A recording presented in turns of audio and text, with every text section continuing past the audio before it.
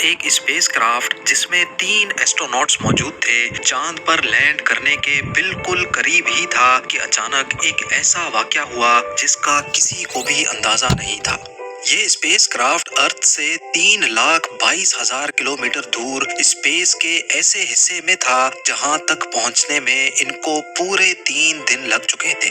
Space craft کے مین oxygen tank میں کوئی خرابی ہوئی اور وہ ایک زوردار جھٹکے سے پھٹ چکا تھا۔ یہ آکسیجن ٹینک اندر بیٹھے ایسٹروناٹس کو آکسیجن فراہم کر رہا تھا، یعنی ایسٹروناٹس اب سمجھ چکے تھے کہ ان کے بچنے کا اب کوئی چانس موجود نہیں ہے۔ کیبن میں اب صرف 15 منٹ زندہ رہنے کا آکسیجن بچا تھا اور ظاہر ہے اتنے کم ٹائم میں واپس ارتھ تک پہنچنے کا بھی کوئی چانس نہیں تھا۔ ناظرین، اسپیس میں روبوٹس کو بھیجنا ہی ناسا کے لیے کافی مشکل ٹاسک ہوتا ہے، لیکن اسپیس میں جیتے جاگتے انسانوں کو بھیجنا اور پھر ان کو صحیح سلامت واپس ارتھ تک لانا ایک ایسا مشن ہوتا ہے جس میں اگر چھوٹی سی بھی غلطی ہو گئی تو سالوں کی محنت کے ساتھ ساتھ انسانی جان بھی کھونے کا ڈر لگا رہتا ہے۔ چاہے کوئی بھی اسپیس کرافٹ ہو، وہ اسپیس میں ایسٹروناٹس کو سورج سے نکلنے والی جان لیوا ریڈیشن سے بچانے کے ساتھ ساتھ ان کو ارتھ جیسا ایٹماسفیئر بھی فراہم کرتا ہے تاکہ وہ اندر زندہ رہ سکیں۔ پریشرائزڈ کیبنز جن میں آکسیجن فراہم کرنے کے لیے آکسیجن ٹینکس بھی لگے ہوتے ہیں اور کیبن سے کاربن ڈائی آکسائیڈ ختم کرنے کے لیے اسپیشل فلٹرز بھی لگے ہوتے ہیں۔ اگر کسی بھی وجہ سے اسپیس میں کوئی حادثہ پیش آئے تو اسپیس کرافٹ کے ساتھ ساتھ اس کے اندر بیٹھے ایسٹروناٹس ہمیشہ ہمیشہ کے لیے کالے آسمانوں میں کھو جائیں گے، جن کو واپس لانا کسی کے لیے بھی پاسبل نہیں ہوگا۔ لیکن آپ کو یہ جان کر حیرت ہوگی کہ ایسا ہی ایک حادثہ اپریل 1970 میں اپولو 13 پر پیش آیا تھا۔ یہ ایک سچی کہانی ہے جو کسی سائنس فکشن اسٹوری سے ہرگز کم نہیں ہے۔ اس مشن سے 1 سال پہلے یعنی 1969 میں اپولو 11 چاند پر کامیابی کے ساتھ لینڈ کر چکا تھا اور نیل آرمسٹرانگ وہ پہلا شخص تھا جس نے چاند کی زمین پر قدم رکھا تھا۔ اپولو 11 کے بعد اپولو 12 کا مون مشن بھی کامیاب ہو چکا تھا، لیکن اب باری تھی اپولو 13 کی جس کا مین مقصد چاند پر مزید ایکسپلوریشن کرنا تھا۔ اپولو 13 کو چاند کے ایک ایسے حصے میں لینڈ کرنا تھا جہاں کسی ایسٹرائیڈ کے گرنے کی وجہ سے بہت بڑا گڈھا بنا ہوا ہے اور چاند کے اس حصے کو فرا میرو کہا جاتا ہے۔ اس مشن کے کمانڈر جیمز لوول تھے، جبکہ ان کے ساتھ 2 ماڈیول پائلٹ جان سوائگر اور فریڈ ہیز بھی تھے۔ یہ تینوں ایسٹروناٹس ارتھ پر اپنی فیملیز کو چھوڑ کر اپولو 13 مشن کے لیے روانہ ہو گئے۔ مشن کا آغاز 11 اپریل 1970 کو فلوریڈا میں واقع John F Kennedy Space Center سے ہوا۔ کیونکہ یہ چاند پر انسانوں کا کوئی پہلا ٹرپ نہیں تھا، اسی وجہ سے اس کی لائیو براڈ کاسٹ دیکھنے میں زیادہ لوگ انٹرسٹڈ بھی نہیں تھے۔ اس اسپیس کرافٹ کے 3 حصے تھے، جس میں کون شیپ کا یہ حصہ کمانڈ ماڈیول کہلاتا تھا۔ یہ کمانڈ ماڈیول وہی جگہ تھی جہاں تینوں ایسٹروناٹس کو زیادہ تر ٹائم رہنا تھا۔ دوسرا حصہ جس کی شکل اسپائڈر جیسی دکھتی ہے، یہ لونر ماڈیول کہلاتا تھا اور اس کا مین مقصد چاند پر لینڈ کرنا اور وہاں سے ایسٹروناٹس کو واپس لے کر جانا تھا۔ تیسرا اور آخری حصہ یہ سلنڈر تھا جس میں اسپیس کرافٹ کا انجن اور آکسیجن ٹینکس موجود تھے اور اسی وجہ سے اس کو اسپیس کرافٹ کا دل بھی کہا جاتا ہے۔ اب پلان یہ تھا کہ پہلے یہ پورا اسپیس کرافٹ ارتھ کے آربٹ سے نکل کر چاند کے گرد چکر لگائے گا اور تبھی ان میں سے 2 ایسٹروناٹس صحیح ٹائم پر اس لونر ماڈیول میں بیٹھ کر اس کو اسپیس کرافٹ سے الگ کریں گے اور چاند پر لینڈ کر جائیں گے۔ چاند پر سیمپلز کلیکٹ کرنے کے بعد لونر ماڈیول ان کو واپس چاند کے آربٹ میں لے کر جائے گا، جہاں وہ واپس اسپیس کرافٹ سے جا ملیں گے اور واپسی ارتھ کی طرف روانہ ہو جائیں گے۔ لیکن ان کو کیا معلوم تھا کہ چاند پر لینڈ کرنا تو دور کی بات، بلکہ یہ لوگ ایک ایسے بھیانک حادثے کا شکار ہونے جا رہے ہیں جو کبھی ان کے سپنے میں بھی نہیں آیا ہوگا۔ ان کو ارتھ سے روانہ ہوئے 55 گھنٹے گزر چکے تھے۔ اسپیس کرافٹ ارتھ سے 3,22,000 کلومیٹر دور تیزی سے چاند کی طرف رواں تھا۔ اسی دوران ایک ایسٹروناٹ نے روٹین کے مطابق آکسیجن ٹینک کا لیول چیک کرنے کے لیے جب بٹن دبایا تو اچانک ایک زوردار جھٹکا محسوس ہوا۔ یہ جھٹکا اتنا شدید تھا کہ کمانڈ ماڈیول میں بیٹھے دوسرے ایسٹروناٹس نے بھی اس کو محسوس کیا۔ کیونکہ ماڈیول پائلٹ فریڈ ہیز کی مذاق کرنے کی عادت تھی، اسی وجہ سے پہلے سب کو یہی لگا کہ شاید اس نے پھر سے کوئی مذاق کیا ہے۔ لیکن اس بار فریڈ ہیز بھی دوسرے دو ایسٹروناٹس کی طرح حیران اور پریشان تھا۔ ابھی وہ کچھ اور سوچتے کہ تبھی ماسٹر الارم لائٹ اور electrical power failure light blink کرنا شروع ہو گئی۔ معلوم پڑا کہ دو الیکٹریکل وائرز کے مل جانے کی وجہ سے آکسیجن کا ایک ٹینک پوری طرح سے بلاسٹ ہو چکا ہے۔ مشن کمانڈر نے فوراً اس واقعے کی خبر ارتھ پر موجود ناسا کے مشن کنٹرول کو دی۔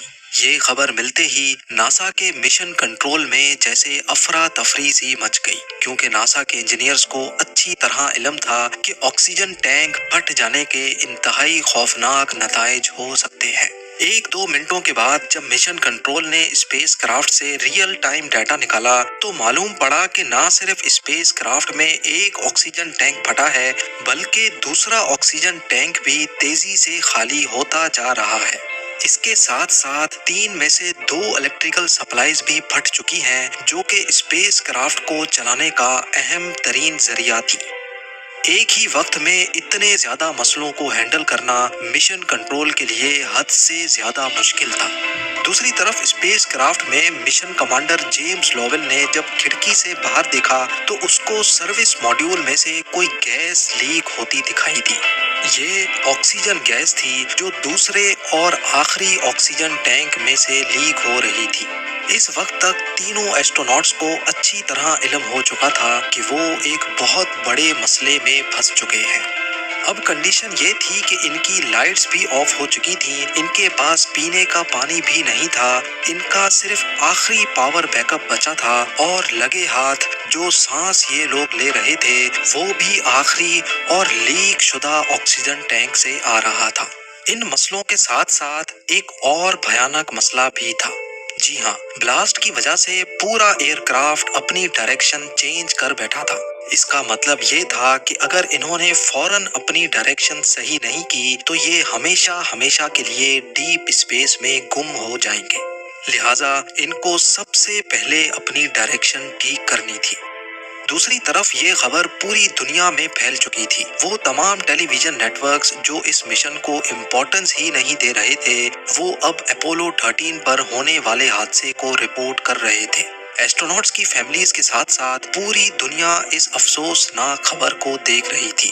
وقت تیزی سے گزرتا جا رہا تھا۔ بلاسٹ کو اب پورا 1.5 گھنٹہ گزر چکا تھا۔ دوسرے آکسیجن ٹینک میں اب صرف اتنا آکسیجن بچا تھا کہ اگلے 15 منٹ تک وہ کمانڈ ماڈیول کو آکسیجن سپلائی کر سکے گا۔ اسی موقع پر ناسا کے مشن کنٹرول نے یہ فیصلہ کیا کہ ایسٹروناٹس کو کمانڈ ماڈیول سے نکال کر لونر ماڈیول میں شفٹ کیا جائے۔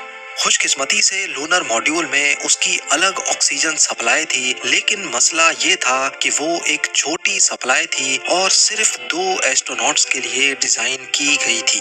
پر کیونکہ اور کوئی آپشن تو تھا نہیں، اسی وجہ سے یہی قدم اٹھانا پڑا۔ تینوں ایسٹروناٹس لونر ماڈیول میں چلے تو گئے، لیکن یہ ان تینوں کو کب تک زندہ رکھ سکے گا یہ جاننے کے لیے ناسا کے انجینئرز زمین پر ریئل ٹائم کیلکولیشنز کر رہے تھے۔ کیلکولیشن سے پتا چلا کہ لونر ماڈیول 3 ایسٹروناٹس کو اگلے 2 دنوں تک آکسیجن سپلائی کر سکتا ہے۔ لیکن اصل سوال ابھی تک وہیں موجود تھا کہ آخر یہ تینوں واپس ارتھ تک کب اور کیسے لائے جائیں گے۔ یہ وہ سوال تھا جس کا جواب ابھی تک کسی کے پاس بھی نہیں تھا۔ اپولو 13 کو ارتھ تک واپس لانے کے لیے ناسا کے پاس 2 آپشنز موجود تھے۔ پہلا یہ تھا کہ مین انجن کو استعمال کر کے پورے اسپیس کرافٹ کو ارتھ کی طرف لایا جائے، لیکن کیونکہ یہ مین انجن بھی صرف آخری فیول سورس پہ چل رہا تھا اسی وجہ سے انجینئرز کو خدشہ تھا کہ راستے میں ہی یہ انجن بھی کہیں بند نہ ہو جائے۔ دوسرا آپشن تھا کہ چاند کی گریوٹی کو استعمال کر کے اسپیس کرافٹ کو ارتھ تک دھکیلا جائے، جس میں کافی کم پاور استعمال ہوگی۔ ناسا مشن کنٹرول نے یہ دوسرا آپشن چوز تو کیا، لیکن اس میں بھی ایک مسئلہ تھا۔ جی ہاں، وہ مسئلہ یہ تھا کہ جب اسپیس کرافٹ چاند کی گریوٹی کو استعمال کر کے پورا ایک گول چکر لگا کر آئے گا، تب اس کو چاند کے آربٹ سے نکال کر ارتھ کی طرف دھکیلنا ہوگا، اور یہ کام کرنا ہوگا لونر ماڈیول کے انجن کی مدد سے۔ لونر ماڈیول کا انجن، جو کہ صرف چاند سے ٹیک آف کرنے کے لیے ڈیزائن تھا، اس سے یہ کام پہلی بار لیا جانا تھا، جو کہ کافی زیادہ رسکی تھا۔ لونر ماڈیول کے راکٹس کو کس پوائنٹ پر اور کتنی دیر کے لیے چلایا جائے گا، یہ کیلکولیشنز بھی اتنی آسان نہیں تھی۔ ان کیلکولیشنز میں چھوٹی سی بھی غلطی ایک بہت بڑے حادثے کو دعوت دے سکتی ہے۔ ارتھ پر ناسا کے مشن کنٹرول نے یہ ساری کیلکولیشنز کر کے ایسٹروناٹس کو بھیجی، اور لونر ماڈیول میں بیٹھے ایسٹروناٹس نے وہی کیا جیسا ان سے کہا گیا تھا۔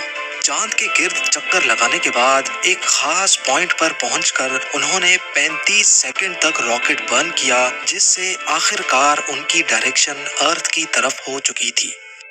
پورے 2 دنوں کے بعد اسپیس کرافٹ 32,000 کلومیٹرز پر آور کی سپیڈ سے چلتا ہوا ارتھ کے کافی قریب پہنچ چکا تھا، اور اب ان کو کافی مشکل ترین چیز کا سامنا کرنا تھا۔ وہ مشکل چیز یہ تھی کہ ارتھ کے ایٹماسفیئر میں داخل ہونے سے پہلے ان کو لونر ماڈیول چھوڑ کر واپس کمانڈ ماڈیول میں جانا تھا، کیونکہ صرف کمانڈ ماڈیول ہی اس کام کے لیے بنایا گیا تھا۔ لہٰذا اپنے اسپیس سوٹ پہن کر وہ کمانڈ ماڈیول میں گئے، جہاں سارے کمپیوٹرز بند پڑے رہنے کی وجہ سے وہاں کا ٹیمپریچر فریزنگ پوائنٹ سے بھی نیچے جا چکا تھا۔ ارتھ میں انٹری کے لیے انہوں نے خود کو لونر اور سروس ماڈیول سے الگ کر دیا۔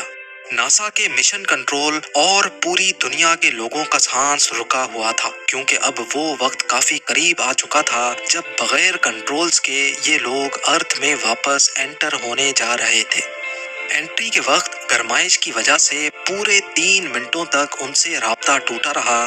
جب 3 منٹ کے بعد بھی ان کا کوئی جواب نہیں آیا تو سب کو یہی لگا کہ شاید ایسٹروناٹس جان کی بازی ہار بیٹھے ہیں۔ لیکن پھر اچانک وہی ہوا جس کا سب کو انتظار تھا۔ انہوں نے ریڈیو پر اپنی خیریت کا پیغام بھیج دیا۔ ارتھ کے ایٹماسفیئر میں انٹر ہوتے ہی انہوں نے اپنے پیراشوٹ کھول دیے تھے، جس کو اب ٹیلی ویژن پر بھی دکھایا جا رہا تھا۔ ایسٹروناٹس کی فیملیز کے ساتھ ساتھ ہر شخص یہ منظر دیکھ کر جشن منا رہا تھا۔ آخر کار پورے 5 دنوں کے بعد 17 اپریل کو ان کا ماڈیول پیسیفک اوشن میں جا گرا، جہاں سے ان کو فوراً ریسکیو کر لیا گیا۔